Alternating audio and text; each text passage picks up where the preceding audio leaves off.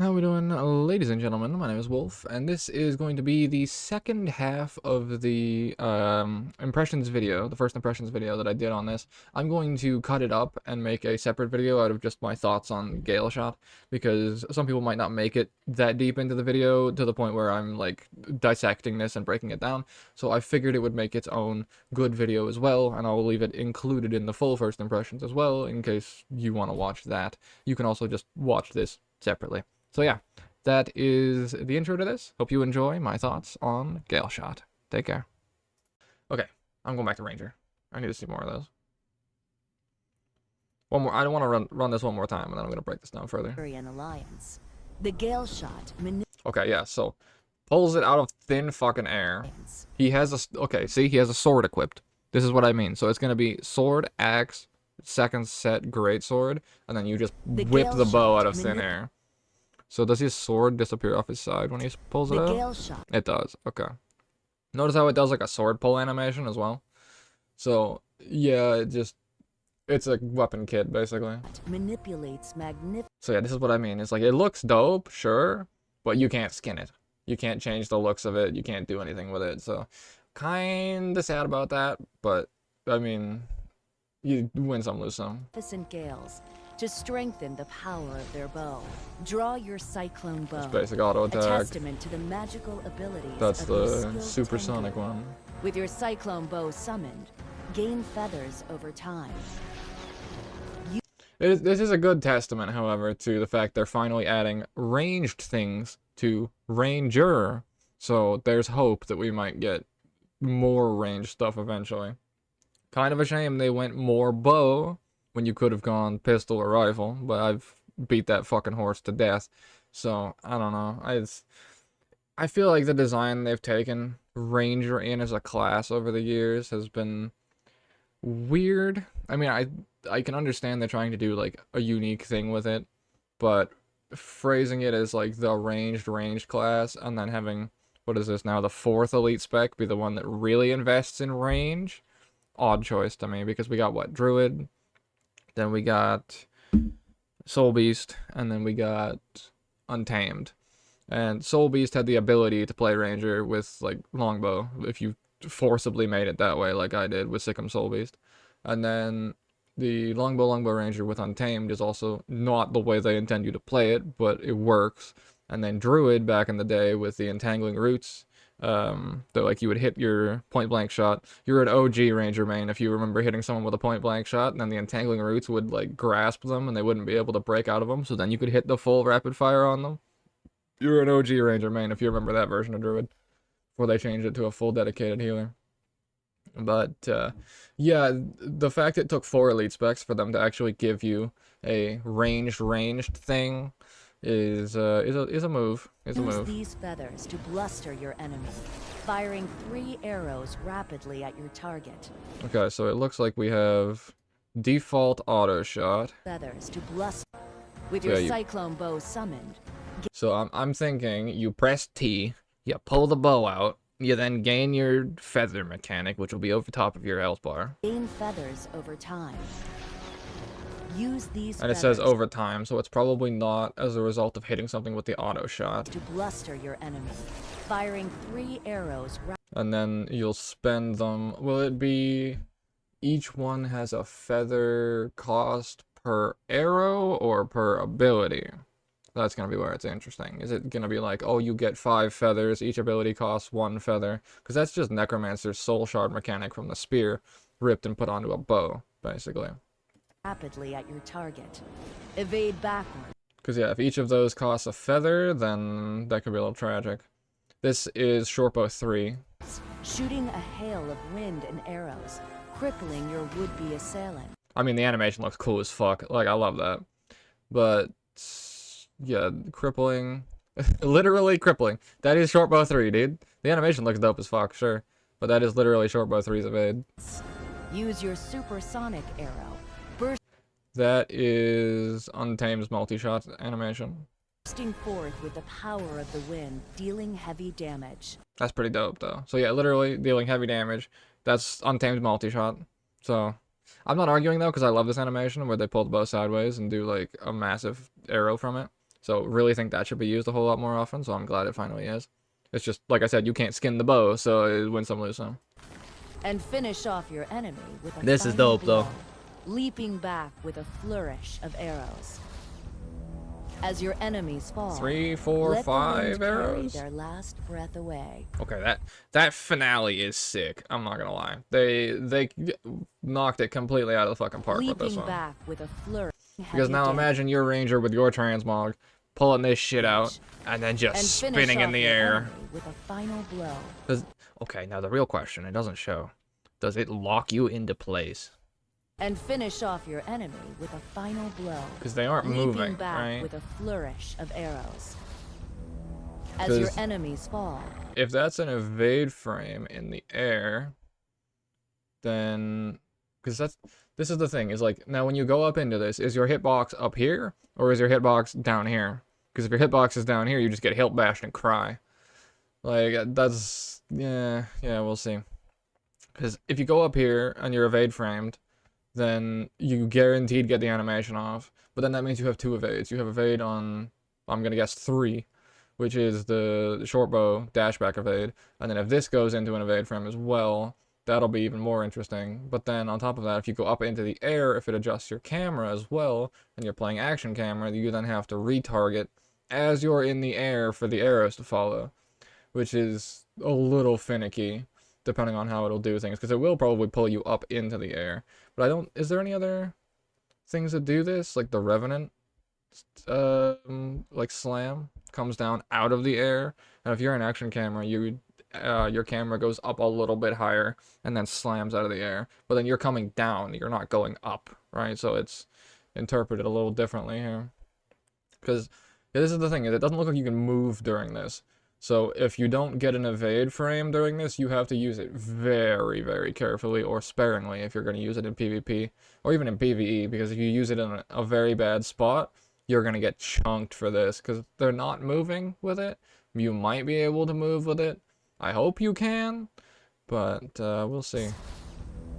As your enemies fall, let the wind. And then, yeah, 5 arrows. They get like all this like bird effect and stuff behind it, so that's pretty dope. Let the wind carry their last breath away. Rising from the ash. So yeah, honestly, thoughts on it? I mean, it looks pretty sick. It does look pretty sick. Like I said, my big complaint is you're never gonna be able to skin the bow. So thankfully, they made the bow look cool enough that that's not really a particularly big issue. There's definitely going to be the irony of the fact, okay, we made a bow spec and you're never going to play a bow with it, which is very Guild Wars 2. It's a very ArenaNet result of what's gonna happen, because like I said, now you never have a reason to actually run a longbow. Unironically, you never have a reason to run a longbow, because now you just play Galeshot and then you play 2 melee weapons. So you have a longbow by proxy, yes, but you never actually have to play longbow ranger ever again. And then on top of that, if the damage numbers on this thing are way too weak, then it's not going to be worth even going into. And then, if the feathers don't generate fast enough, you can't camp it. Which is, that's the other thing, is it'll depend, it says you generate feathers over time, right? But, if you don't go into the weapon, draw it and say it has, it'll depend how the feathers mechanic works, really, for how effective this is across the board. Because if you generate feathers outside of it, and then you draw it and you have like 5 feathers to spend by default, right? And you're generating as you go, then okay, you can use an ability. Well, so let's say for explanation's sake, you get 5 feathers on draw, and then each arrow will consume a feather.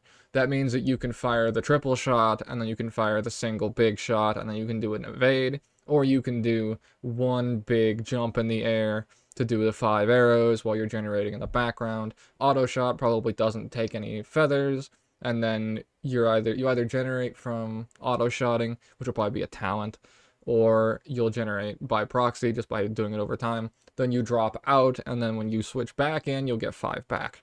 Now you'll have to do it with a 10-second cooldown timer, otherwise you just switch out, switch back in, switch out, switch back in to generate your Galeshot effect, or your feathers, like power shifting, cat form druid, basically, in World of Warcraft, because that's exactly how it would play otherwise. But then, like I said, you need to tweak the numbers well enough that it's worth actually going into the bow. But even then, we have one evade, which isn't going to be all that useful in PvE for a rotational option. We have one big shot, then we have a 3-arrow rapid fire, and a 5-arrow shot that locks you.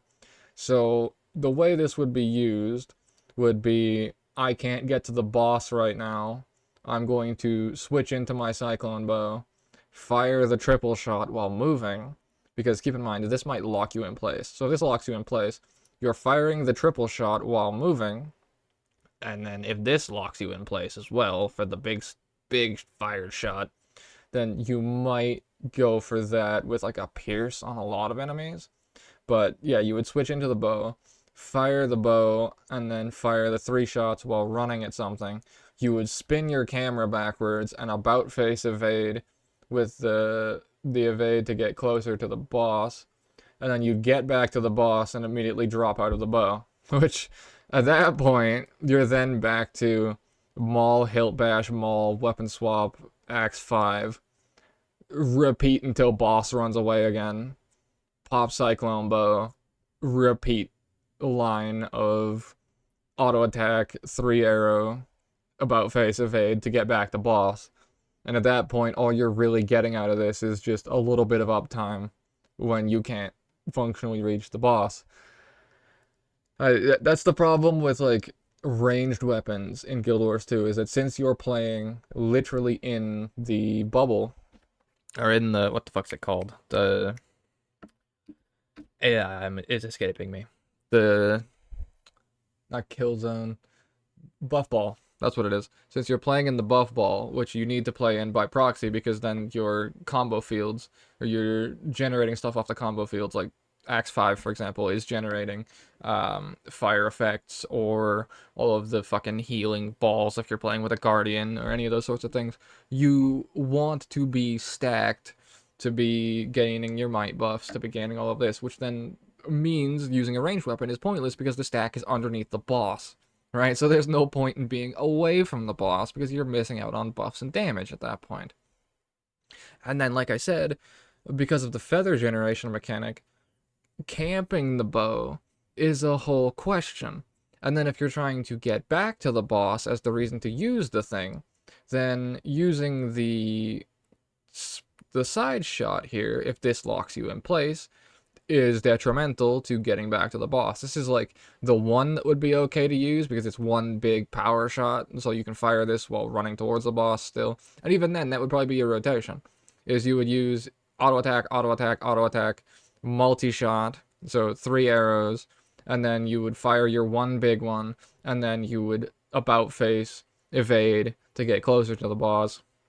And then by that point, you would have used, assuming the autos don't generate feathers, you would have used 5 feathers with the 3 from the multi-shot, the 1 from the big powerful shot, and then the 1 from the evade backwards, right? So then at that point, you can't even use bow 5 because you're out of feathers. But then if this locks you in place anyways, you can't get to the boss because you're doing this whole big-ass spin animation to look cool. So, you know, we'll have to see how it plays out. I really like the concept. It's definitely done. It's won me over more than the original like showcase teasers and what have you. Like I thought it was gonna be like Falconer, where you're controlling hawks and stuff. So having a kit bow is definitely not where I expected this to go.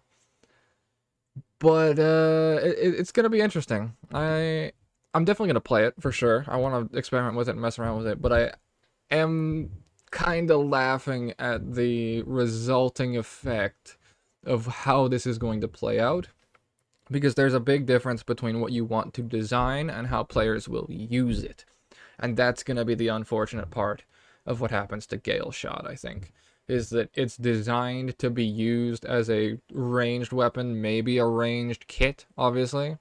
But if you can't camp it, that's not really going to be possible. And then by nature of how the game plays, you're not going to be able to get full value out of it in the way you would expect, unfortunately. So yeah, I look forward to actually never having to run a longbow ever again. No, I don't, because I'm going to play longbow, untamed anyway. But still, that's my thoughts on it so far. Do let me know how wrong I am in the comment section down below. That's going to be all from me. And thank you guys very much for listening. Take care.